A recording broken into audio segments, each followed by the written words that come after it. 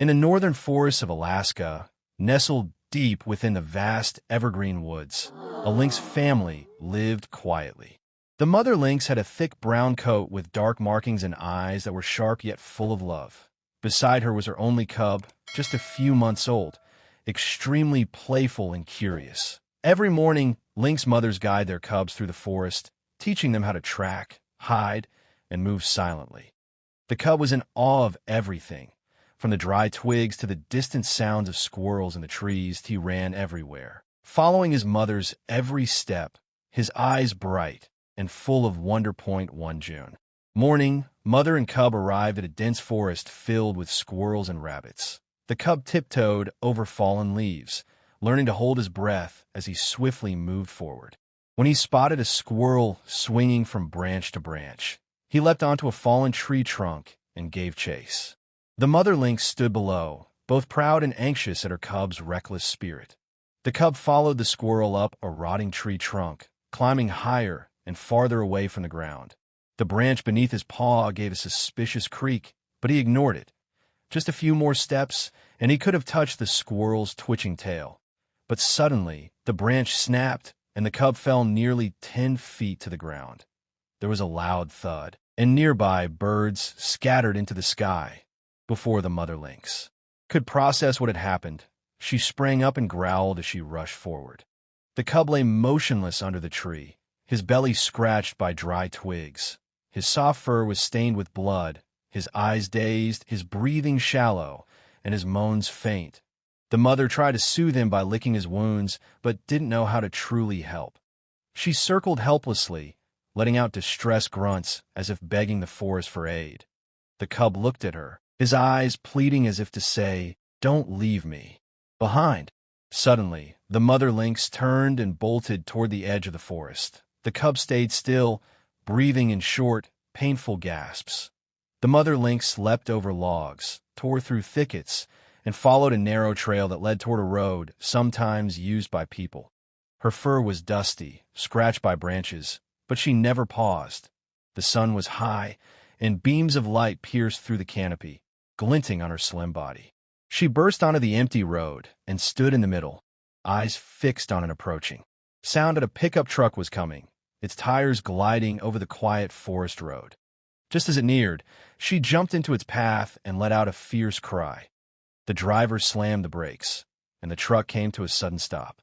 Startled, the man got out and stared at the creature before him. "What on earth?" he murmured. There was a lynx, female, wounded, but not aggressive, standing and groaning. Henry, a retired vet who lived in the woods, had rescued many wild animals before. When he looked into the lynx's eyes, he knew this was an emergency. Henry slowly stepped forward, gently extending his hand to calm the wild animal. The lynx rubbed her head against his leg, then turned and darted into the woods, stopping to urge him to follow. Henry grabbed his first aid kit and basic supplies from the back of the truck and quickly followed the trail. Despite his age, he moved quickly, his eyes tracing the lynx's path. The forest grew denser, wind whispered through trees, and fallen leaves rustled underfoot. Finally, they reached a tree where the lynx cub lay, gasping, surrounded by a pool of blood. The mother lynx sat beside him, watching every move Henry made. Henry knelt, gently stroked the cub, and opened his kit that he used saline to clean the dust and dried blood around the wound.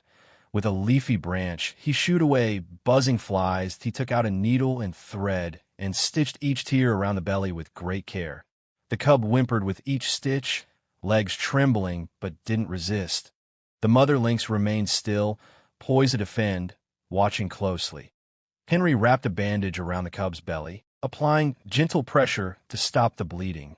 Then he gave him antibiotics and a painkiller shot. Minutes later, the cub raised his head and blinked. His breathing steadied. The mother cuddled him, nuzzled his face, and lovingly licked his fur. Henry sighed in relief, wiped his forehead, and stepped back to let them rest. He took out a pouch of meat, broke it into small pieces, and laid it in front of them. The cub sniffed, then slowly started to eat, bit by bit. The mother lowered her head and joined in, but never took her eyes off Henry. Henry leaned back, cleaned up his kit, and removed the bloodstains from the area. "You'll manage now," he whispered. "But if needed, I'll return." Then he stood, turned away, and left the forest, giving the pair their space. The mother lynx watched him go, eyes filled with quiet gratitude. Henry returned home, the sun still high and the sky clear. Relieved, he removed his coat and sat on the steps.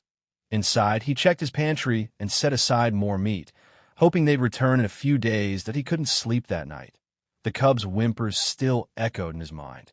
Next morning, he brewed his usual coffee and stared at the forest from his window. Seeing nothing, he smiled softly. "Maybe they're resting," he whispered. He stepped outside and placed meat on the old stump as a silent invitation. But he wasn't sure they'd return. With coffee in hand, he sat on his wooden chair, listening to the wind rustling through the forest. And the next morning, a miracle happened. As the morning sun filtered through the pines, soft steps echoed on the porch. Henry came out and froze. There they were, mother and cub, watching him quietly. The cub's belly was still wrapped in white gauze, but his eyes were bright and full of life. The mother raised her head, not growling, just watching for his reaction. Henry beamed and said gently, "You came back. I knew you would." He went inside, brought out a plate of fresh meat, and set it near the door. The cub ran forward, licked his hand, then bent down to eat. The mother didn't eat right away. She sat, eyes fixed on Henry as always. Henry sat on the grass and stroked the cub's back, his heart full of indescribable emotion. After their meal, the lynxes stretched out on the porch, basking in the sun as if they belonged there. Henry never caged or tethered them. This was a bond born of trust. T.O. preserved the sacred moment. He took a photo.